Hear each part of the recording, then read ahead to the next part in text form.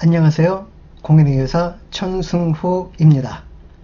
감정평가사 2023년 회계학 기출문제 드디어 마지막 시간이 되었습니다.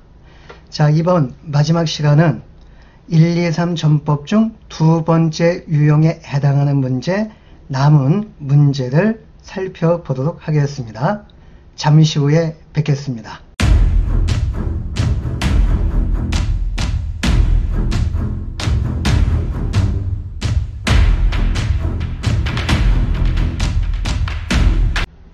(65번) 복구 비용과 관련된 문제입니다.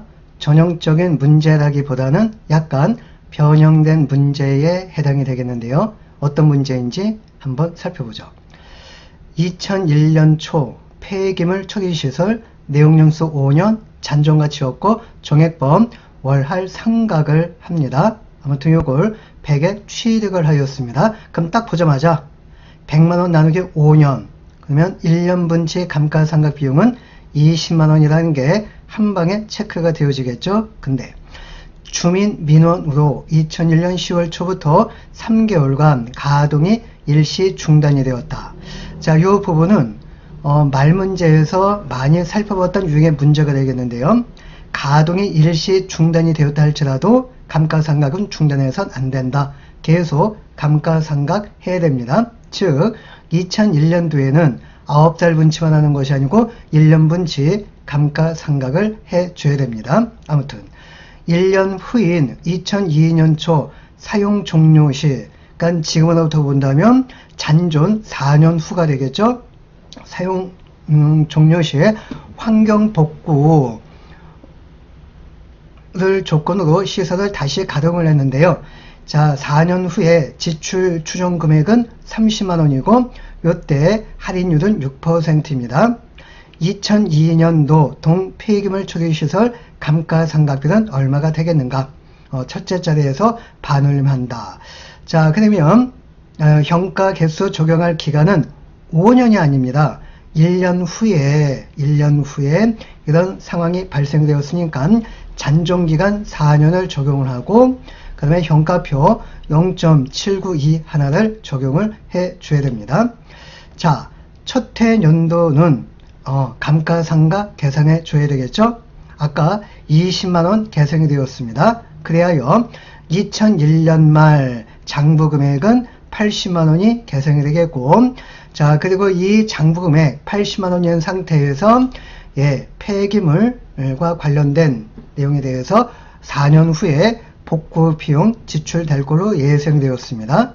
자, 요건 어떻게 처리가 된다고 그랬죠? 그렇죠. 유형자산 금액에 더해줘야 됩니다. 단순히 30이 아니고 4년 후 30에 대한 형가 금액을 유형자산 장부금액에 더해줘야 되겠죠. 그래서 4년 후 30만원이고 그 다음에 형가표 0.792 하나 적용을 하면 형가 금액은 237,630원이고 이 금액을 장부 금액에다가 더해주는 거죠. 그래서 80만원에다가 형가 237,630원을 더한 금액을 기초로 해가지고 잔존 내용연수 4년을 적용을 해준다면 2002년도 감가상각 비용은 259,408원이 계산이 됩니다. 그래서 정답은 3번이 되겠습니다. 그래서 이런 변형된 문제는 감정평가사에서는 처음 출제가 된 걸로 기억이 나네요. 자, 다음 문제 넘어갑니다. 투자 부동산과 관련된 문제인데, 자, 투자 부동산을 나중에 유형 자산으로 개정 과목 대체를 하는 중의 문제입니다.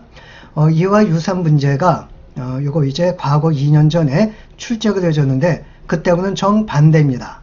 2년 전에는 유형 자산을 투자 부동산으로 대체해 주는 건데 지금 2023년도 기출 문제는 거꾸로 투자 부동산을 유형 자산으로 개정 대체를 하는 문제입니다. 자, 문제 한번 살펴보죠.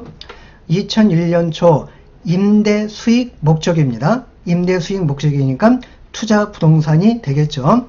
건물을 32만원의 취득 공정가치 모형을 적용하였고요. 2002년 9월 1일 동 건물을 자가사용 건물 유형자산으로 대체를 하였고 종액법 내용연수 10년 잔존가치 없고 상각을 하고 또 재평가 모형을 적용을 하였습니다. 각 시점별 공정가치는 다음과 같다. 그리고 마지막에 2002년도 당기순이익에 미치는 영향은 어떻게 되겠는가? 당기순이익은 수익에서 비용을 빼가지고 계산을 하게 되어지는 거죠. 자, 그래서 이제 한번 접근을 하도록 하겠습니다.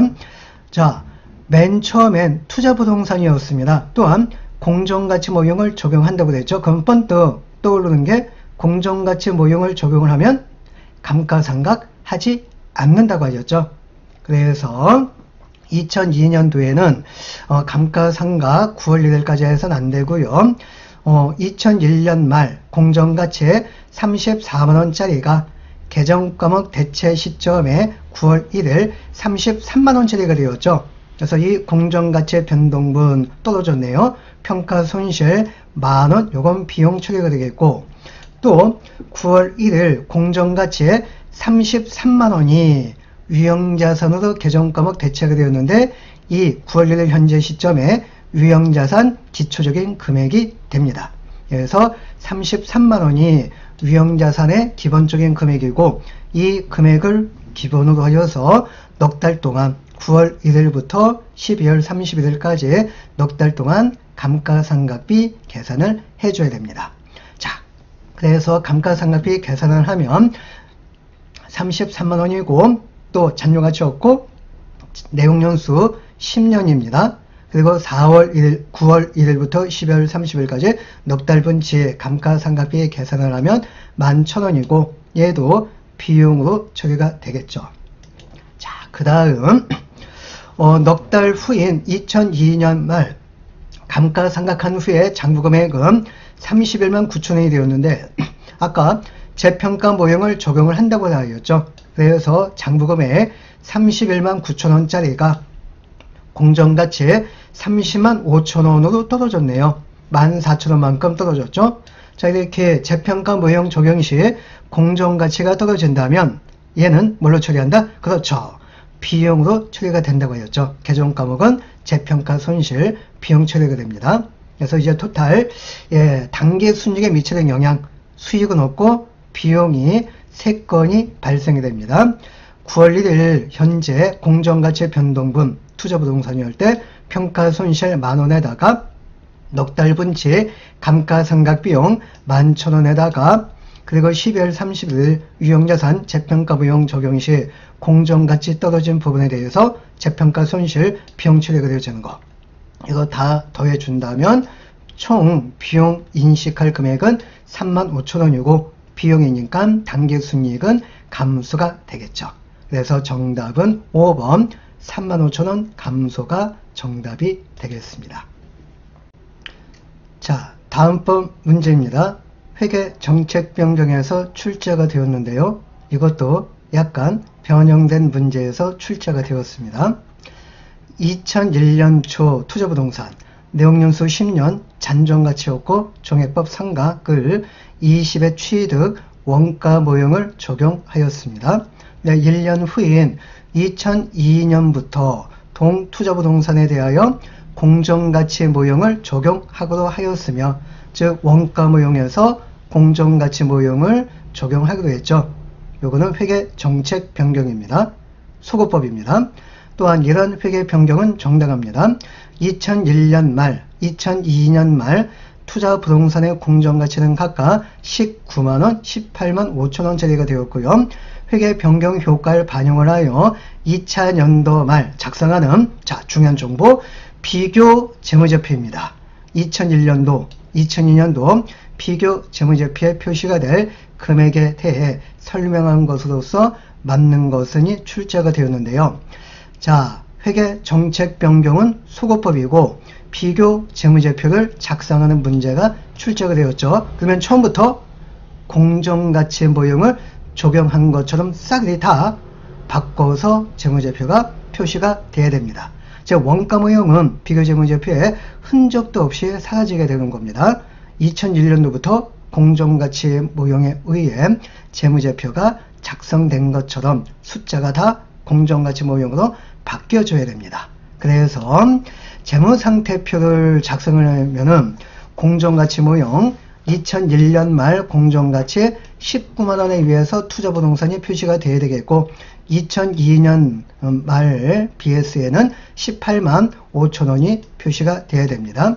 또한 비교 포괄손익계산서 작성을 하면 처음부터 공정가치 모형을 적용한 것처럼 작성이 되다 보니까 공정가치 모형을 적용을 하면 감가상각하지 않는다고 하셨죠. 그래서 감가상각비는 2001년도, 2002년도 계산되지 않습니다. 반면 원가 20만원짜리가 공정가치 19만원짜리로 떨어졌죠. 평가손실 만원. 이렇게 이제 2001년도 IS에 표시가 되겠고 또 2002년도 IS에는 작년도 공정가치 19만원짜리가 18만 5천원짜리로 떨어졌으니까 평가손실 5천원 이렇게 이제 표시가 돼야 됩니다. 그래서 1번 같은 경우에는 왜 틀렸냐면 2001년도 투자부동산은 18만원이다? 아니죠. 19만원이죠. 2번 문항이 맞는데요. 2001년도 감가상각비는 0원이다. 맞죠? 왜? 공정가치 모형을 적용하면 감가상각하지 않는다고 하였으니까. 그래서 정답은 2번이 되겠고 또 3번 문항 왜 틀렸느냐? 2001년도 평가손익은 0원이다? 아니죠. 예, 공정가치가 만원 떨어졌으니까 평가손실 만원 표시가 돼야 됩니다. 그리고 4번 문항 2002년도 평가이익은 5천원이다? 아닙니다. 평가손실이죠. 왜? 19만원짜리가 18만 5천원짜리가 되었으니까 평가손실 5천원이고요. 또 5번 문항 2002년도 투자부동산은 19만원이다? 아니죠. 18만 5천원짜리가 되었으니까 18만 5천원 이렇게 이제 표시가 돼야 됩니다. 자, 이제 원가회계로 넘어가겠습니다. 71번 특별 주문에 대한 문제가 출제가 되었는데요. 자, 한번 문제 읽어봅니다. 범용 기계장치를 이용 제품 X, Y를 생산 판매하는 간평의 단기 자료는 다음과 같다. 그래서 이렇게 쭉 표에 자료가 제시가 되고 있고요. 신규 거래처로부터 제품 Z 200개의 특별 주문을 요청을 받았는데 제품 Z 생산에는 한 개당 900원의 변동비가 발생이 되고요. 한 개당 1.5 기계 시간이 필요합니다. 또 특별 주문 수락을 할 경우라면 기존 제품 정규시장 판매 일부를 포기해야 된대요. 즉 기회비용이 발생이 된다는 얘기가 되겠죠. 자, 이때 제시할 수 있는 한 개당 최소 판매 가격은 어떻게 되겠는가? 특별 주문은 전량 수락하든지 기각해야 된다. 자, 한 개당 최소 판매 가격은 이렇게 계산이 되겠죠. 일단 제품 Z 만들기 위해서 투입된 변동비가 있어야 됩니다. 그래서 변동비를 뽑아내야 됩니다. 그 금액이 일단 한 개당 900원이 되겠죠. 또 특별 주문 수락을 한다면 기회비용이 발생이 되겠죠. 특별 주문을 수락했기 때문에 기회비용이 발생되었으니 기회비용도 건져야 되는 거죠. 그래서 변동비 플러스 기회비용입니다. 자, 이렇게 하기 위해서 먼저 기본적으로 종전 상황 제품 X의 한 개당 공헌이익은 1,500원에서 1,200원을 빼면 300원이 되겠고 제품 Y의 한 개당 공헌이익은 1,000원에서 800원을 빼면 200원입니다. 근데 연간 최대 기계 가동시간이 1000시간이 주어져 있죠. 그래서 이 시간이 제한이 되어 있습니다. 그래서 이 제한된 시간을 잘 활용을 해가지고 최적의 제품 배합을 구성해 줘야지만이 최대한 공헌이익을 달성할 수 있는데 그래서 한 개당 공헌이익을 시간당 공헌이익으로 돌려줘야 되는 겁니다. 그래서 X는 한 개당 기계시간이 2시간이니 나누기 2 하면은 시간당 공헌이익은 150원이고 Y는 한 개 만들 때 1시간이 투입되는 거죠. 그래서 한 개당 공헌이익이나 1시간당 공헌이익은 똑같이 200원입니다. 그래서 시간당 공헌이익이 제일 높은 제품 Y를 최대한 만들 수 있는 데까지 만들어서 팔아야지만 최적의 공헌이익이 발생이 되는 거죠. 그래서 Y를 먼저 만들어야 됩니다. 자, 이 연간 정규 시장 판매 수량이 400개가 되어지는 거죠. 그리고 한 개당 1시간이 투입된다고 하였으니까 400시간을 먼저 Y 만드는데 투입해야 되겠고, 또 토탈 1000시간 중 400시간을 Y에 투입하였으니 남은 600시간을 시간당 공헌이익이 작은 X에다가 투입을 해야 되겠죠. 자, 600시간 X에다가 투입하였습니다. 한 개 만들 때 2시간이 투입된다고 하였으니 600시간을 투입을 하면은 300개 만들어서 팔 수 있는 거죠. 그래서 이렇게 기존 상황이 되어지는 마당에, 자, 이제 특별 주문 Z에 수락을 하게 되겠습니다. 자, 이렇게 되면 어떻게 되느냐? 그래서 제품 Z 한 개 만들 때 1.5시간이 투입된다고 하였죠. 200개입니다. 그러면 200개에 대해 필요한 시간은 300시간이 되겠고요. 자, 이 300시간 투입을 해서 제품 Z를 만들려면은 기존 제품 X 또는 Y 중 희생을 해야 됩니다. 과연 어떤 걸 먼저 희생을 해야 될까요? 그렇죠. 시간당 공헌이익이 작은 걸 희생을 해줘야 되겠죠. 어이구, 공헌이익이 큰 걸 희생을 하면은 안 되잖아요. 그래서 시간당 공헌이익이 작은 X 제품을 희생을 해야 됩니다. 그래서 300시간 X 희생을 해야 되는 거예요. 그러면 이제 300시간이고요. 또 X는 시간당 공헌이익이 150원이 되겠죠. 그래서 X 제품 희생을 하면서 발생하는 기회비용은 45,000원이 계산이 되겠고, 한 개당 기회비용은 얼마냐? 토탈 기회비용이 45,000원이고 제품 Z 주문받은 수량이 200개죠. 그래서 한 개당 기회비용은 225원입니다. 그래서 제품 Z 한 개 만들 때 900원 변동비가 발생이 됩니다. 이것도 뽑아야 되겠죠. 또 제품 Z 특별 주문을 수락하는 바람에 제품 X 기회비용이 발생이 되죠. 이것도 뽑아야 됩니다. 그래서 한 개당 기회비용 225원을 더해준다면 최소 판매 가격은 1125원이 계산이 됩니다. 그래서 정답은 2번이 정답. 자, 다음번 문제 복수제품 CVP 분석에서 출제가 되었네요. 제품 XYZ 생산 판매하고 있고 관련 자료는 다음과 같다. 그래서 매출 배합 비율이 주어졌는데 수량 기준이라고 딱 부러지게 제시가 되고 있습니다. 그러면 한 개당 공헌이익에다가 매출 배합 비율 적용을 하면 가중 평균 한 개당 공헌이익 금액을 구할 수 있게 되겠죠. 자, 아무튼 자, 이런 상태에서 제품 Z의 생산 중단을 고려하고 있대요. 중단하는 경우에 고정 비중 4,000원을 회피할 수 있고 또 XY만 남게 되겠죠. 매출 배합 비율이 바뀌어지네요. 60%, 40%로 예상이 된다. 자, 제품 Z 생산을 중단할 경우 목표 이익 33,000원을 달성하기 위한 X의 매출 수량은 어떻게 되겠는가?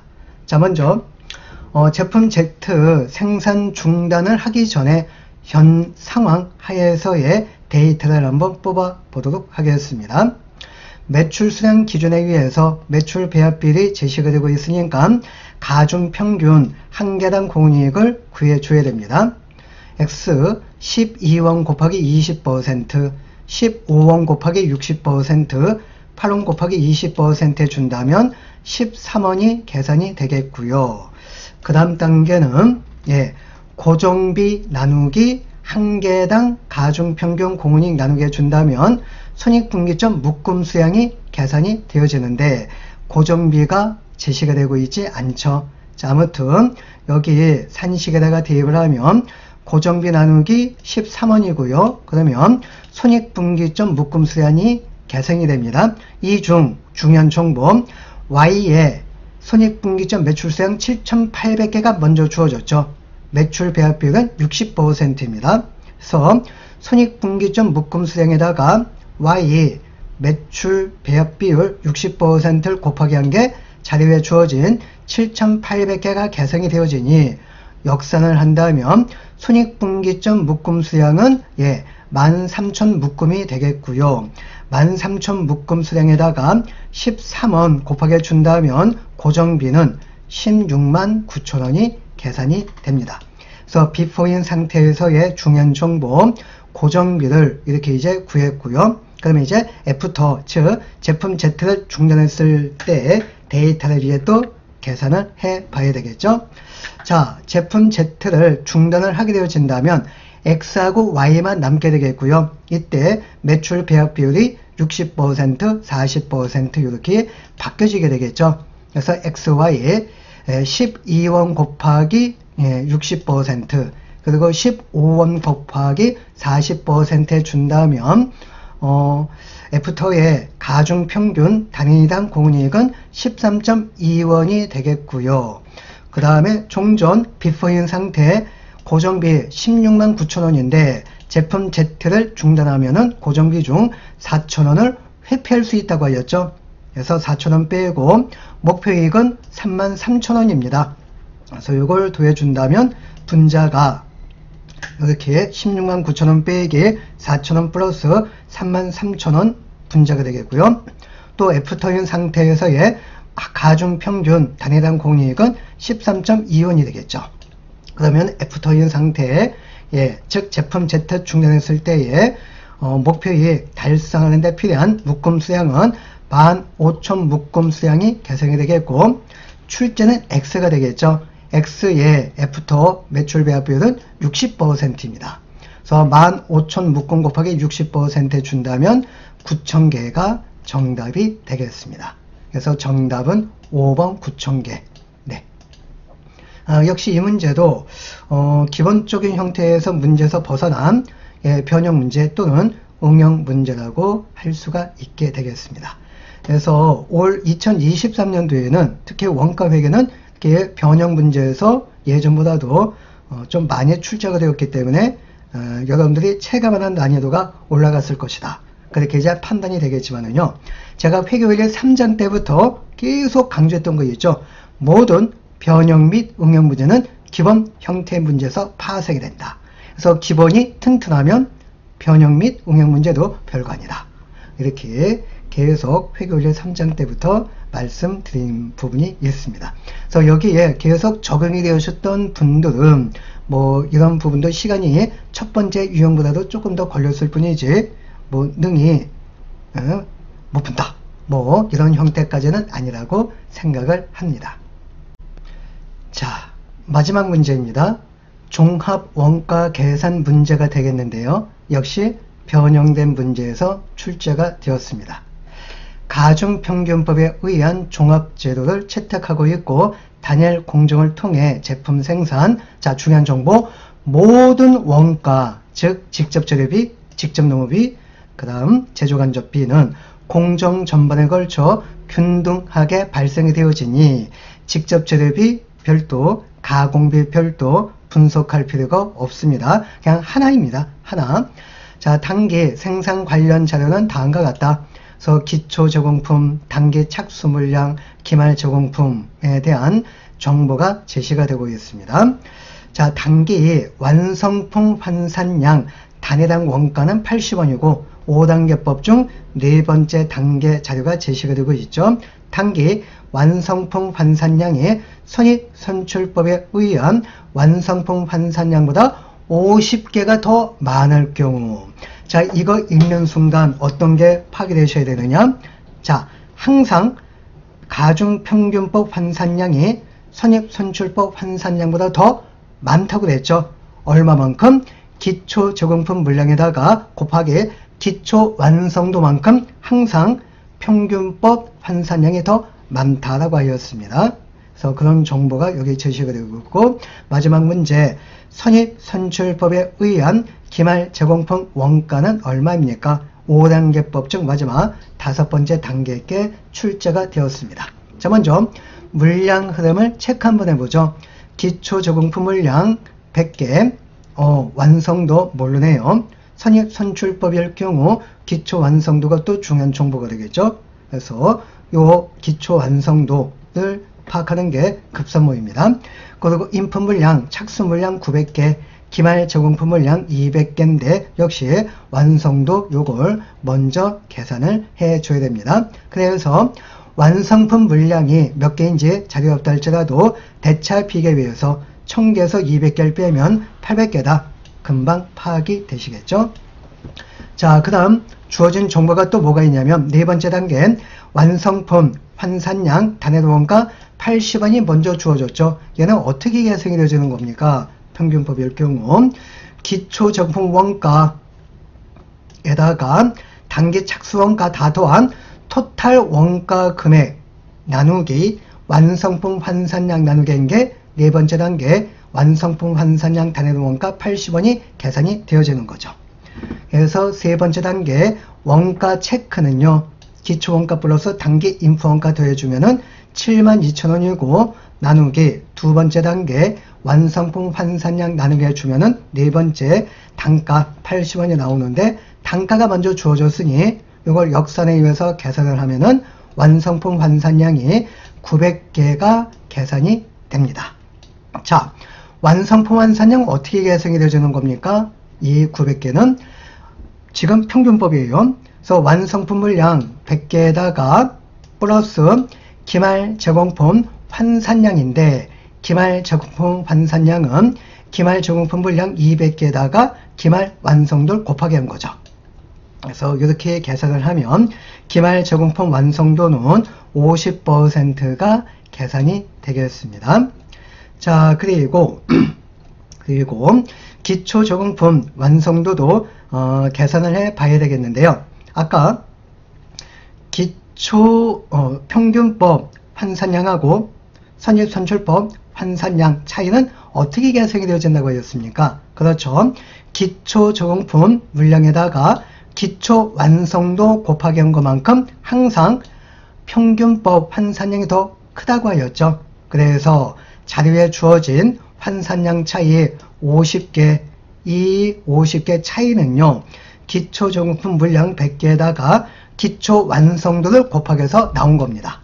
그러면 기초 제공품 완성도 역산에서 구할 수 있죠. 역시 50% 계산이 되겠습니다.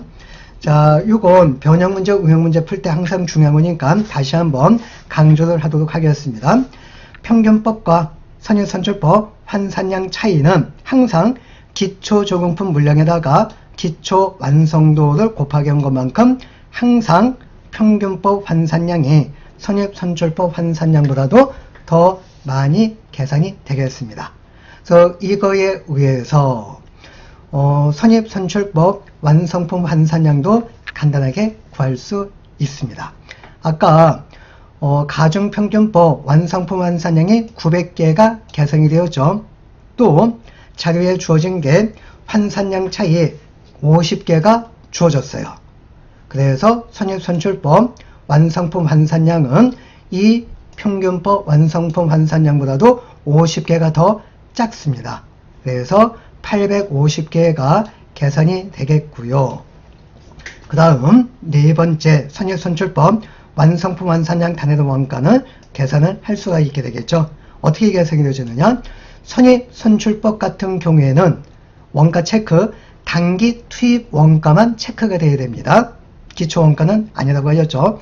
그래서 직접 재료비 투입 원가 2만원에다가 전환 원가 39,500원을 더해준다면 단기 투입 원가는 59,500원이 계산이 되겠고요. 나누기 선입선출법 환산량 850개 나누게 해준다면 선입선출법 환산량 단위 원가는 70원입니다. 그래서 이제 마지막에 기말 제공품 원가는 기말 제공품 물량 200개에다가 기말 완성도 50% 곱하게 주면은 기말 제공품 환산량은 100개가 되겠고요. 단가 70원을 곱하게 준다면 선입선출법 기말 제공품 원가 금액은 7,000원이 계산이 되겠습니다. 그래서 정답은 5번이 정답이 되겠습니다. 자, 그래서 요 마지막 문제도요. 종합 원가 계산 전형적인 문제라기보다는 완성품 환산량 차이를 응용한 변형된 문제 또는 응용 문제에서 출제가 되었습니다. 자, 이렇게 해가지고요. 감정평가사 2023년도 기출문제 1, 2, 3 전법에 의해서 세 번째 유형에 해당하는 문제, 전혀 풀필요 문제를 제외한다면 첫 번째 유형에 해당하는 문제, 두 번째 유형에 해당하는 문제 다 소개를 해 드렸습니다. 자, 아무튼 이 2023년도 기출문제를 이용을 해가지고 2024년도 내년도 감정평가사와 관세사 회계 문제에는 어떤 유형의 문제가 출제가 될 것인지 그것을 예측하는데 많은 도움이 되었으면 하는 마음으로써 장시간의 기출문제 해석을 마무리하도록 하겠습니다. 마지막 부분까지 시청해 주셔서 감사합니다.